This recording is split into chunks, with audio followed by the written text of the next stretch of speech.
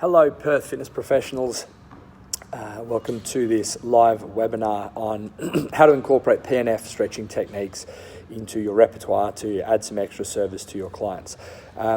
Guys, as we are going live, though I know most of you will be watching this on delay, I'm just going to give 60 seconds for those people who are joining us live to jump on. Those who are not joining us live, guys, if you're watching this on replay, just jump forward to exactly 60 seconds into this video and we will kick things off there. Again, today we are talking about how to include PNF, Proprioceptive Neuromuscular Facilitation, into this service for your clients. Morning, Brooke. How are you? Guys, as we go, please feel free to post questions, thoughts, comments below, and I will cover those either live or probably on delay. All right, guys, thank you very much for joining me for this webinar, whether you're watching us live or joining us on replay. Today we're talking about how to include PNF stretching techniques into your repertoire to add some service to your clients. This is a great way, guys, to differentiate yourself from the sort of stock standard personal trainers there. Obviously, we have a lane that we do need to stay in. If you are someone with a PT type qualification, there is a lane we need to stay in.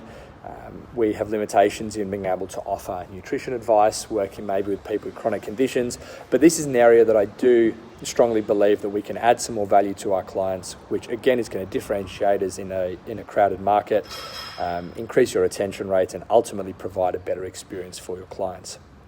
So what is PNF? What is Proprioceptive Neuromuscular Facilitation?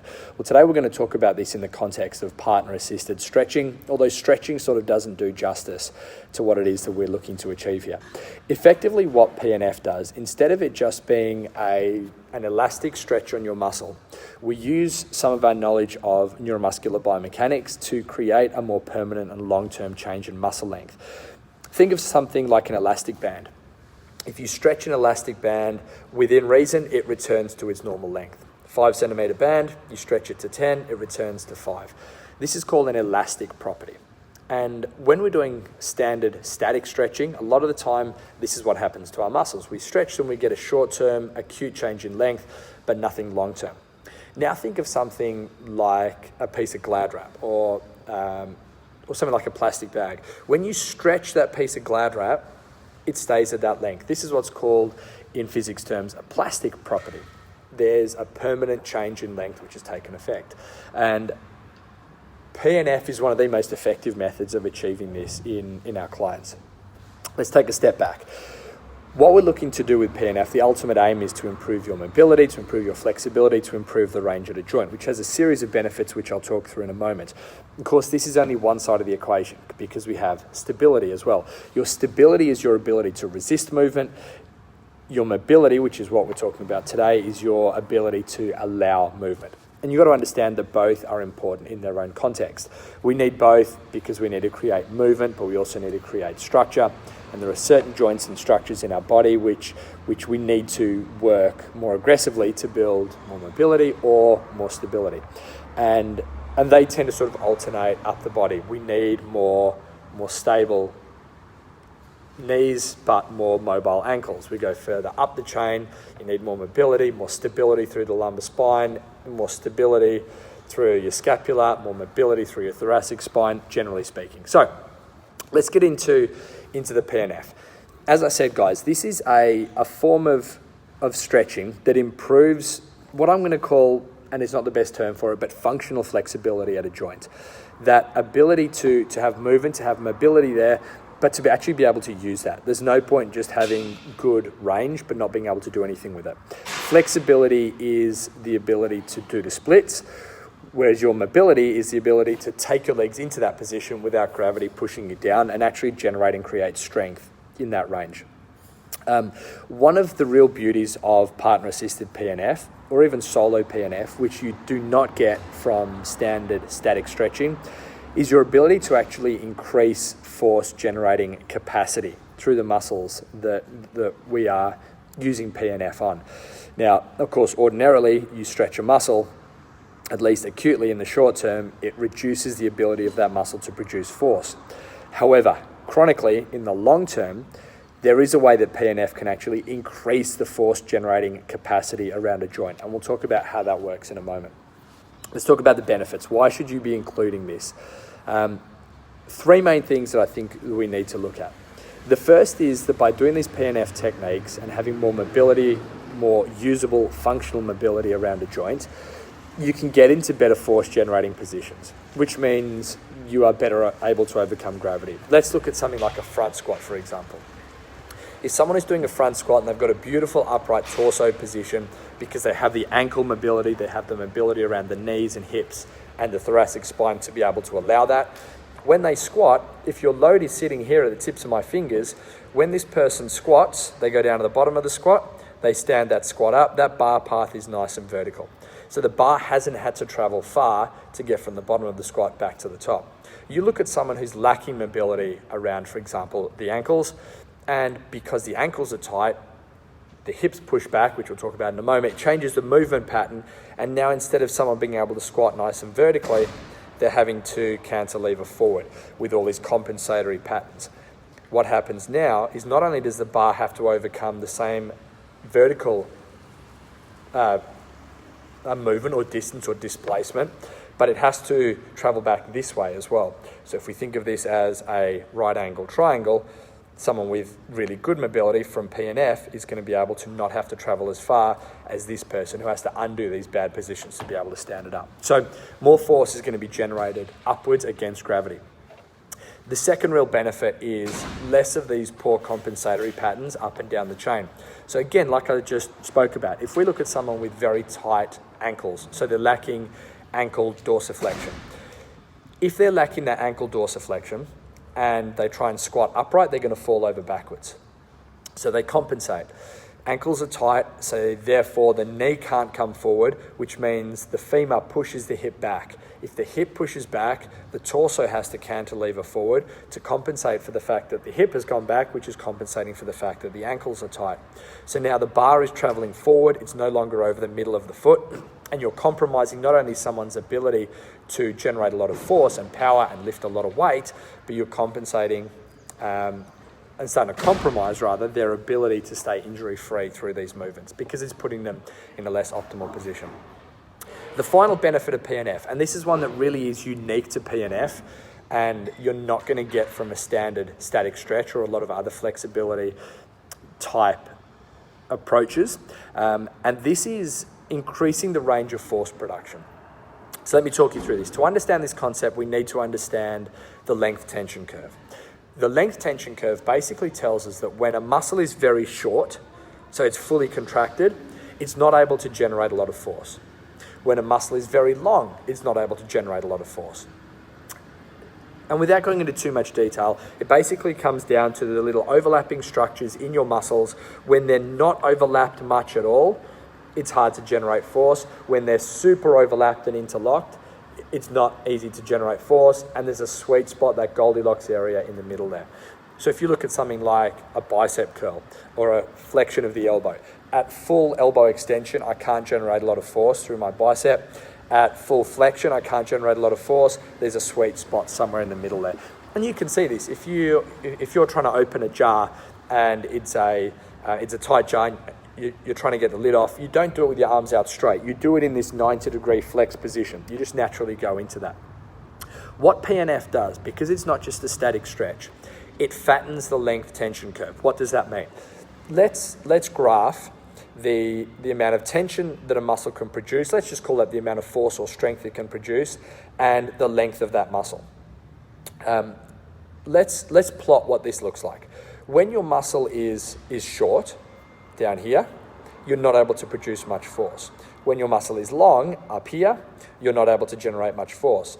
In the middle of the range, you can generate a lot of force. So this curve would look like an inverted U. It's that parabolic type shape. When your muscle is short, force generating capacity is low. When the muscle is in its mid-range, force generating capacity is high. When the muscle is at its extreme end of range, at length, force generating capacity is low again. What does PNF do? It fattens this curve. So what it means is that as you do PNF, you're actually doing some contraction techniques that I'll talk about in a moment as we go through the actual process. Instead of the curve looking like this. The curve now gets fatter and looks like this. The generating capacity is not any higher. You cannot generate more force in the middle of the range, but you can towards the edges. Let's look at an example like an overhead press. We know this is a movement where a lot of people suffer from a lot of mobility type issues. Because they're so tight, they're sitting right at the end, at the bottom here of this length tension relationship. Because they're sitting down here, they can't generate a lot of force. Imagine now that we do some PNF techniques on the shoulders through shoulder flexion of this person. So you're starting to get some PNF on the shoulder extensors to give yourself more flexion. What happens is that curve fattens, and whereas the person was once really tight here at the bottom of this length tension curve, unable to generate force, they now have some freedom to move there. The curve has fattened, and now they can generate a lot more force. So for people who are chasing performance benefits and stretching maybe is not very sexy, this is a good way to sell to them the benefits of doing this PNF to create not only a functional change in length, but a functional change in strength generating capacity. Let's talk about how we do this. Now, guys, there are a huge range of PNF techniques we can use, partner-assisted PNF techniques we can use. We do have an online library that I'm going to make available to you guys of all of these, a video library that has photos and demos, etc., of each one. If you would like that, guys, just drop a comment below and I'll send you through that video library so you can access all of these techniques to use with your clients. But let's talk through some of the theory behind this. Why does it work? How do we actually do this? What is the process? The process of PNF that I like to follow, that I've had the most success with over many, many years of doing this with clients, is basically 5 steps. And each of these steps is 10 seconds. So if you're doing a hamstring PNF on someone, 50 seconds and you've done that leg. You start off just by taking them into a slow static stretch, easing into that slowly. Important that you go into that stretch slowly, because if you stretch the leg too fast, your hamstring actually goes into contraction to try to protect itself.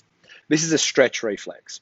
And this is why when kids go to the doctors and they get the little hammer and they tap on the patellar tendon and the leg kicks out, it's testing that reflex because a rapid stretch is being put on that tendon and our muscles contract to try and protect it.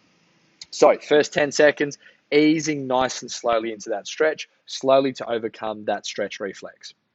After 10 seconds there, when the muscle is nice and relaxed, we're going to do what's called an antagonist contraction. This means that you are contracting the opposite muscle to the one that we are trying to gain more length in. Again, using the example of a hamstring, we stretch the hamstring, lengthening the muscle. We then, stretcher will go hands off. The person being stretched will then try and pull their leg up even further, activating those muscles involved in hip flexion. Now, when you turn on a muscle at one side of the joint, our body creates what's called a reciprocal inhibition, which means you're turning off the muscle on the opposite side of the joint. So when we're contracting our hip flexors, our quads, our rec fem, our psoas, to take your leg into flexion, it causes a reciprocal inhibition, a turning off of the hamstring. And of course, if we turn the hamstrings off, when we then reapply a static stretch, which is the third step after 10 seconds of pulling away on their own, we reapply that static stretch, the hamstring will have relaxed a little bit more. We've turned it off. We've inhibited the contraction in that hamstring, and we're now creating a more permanent change in length. 10 seconds static hold. Step 4, the fourth 10-second block of this is an agonist contraction. So this is where we're at end of range through the hamstring or whichever other structure we are doing your PNF on. We're at end of range. And now the person being stretched is actually going to push against you. They're going to fight against you, not as hard as they can, maybe 20, 25, 30% max force. So you've got them there in that hamstring stretch. They'll push against you. So we're at end of range of hamstring and they're activating that hamstring. This is now creating what's called a Golgi tendon reflex. There are these little structures in the muscle tendon unit called Golgi tendon organs. And when you're contracting a muscle, at the same time as it's at its end of range, at the end of that 10 seconds, then they then relax. You reapply that static stretch, and there'll be a further relaxation of the muscle. You'll hold that static stretch for 10 seconds, and there is your 50-second protocol for PNF work.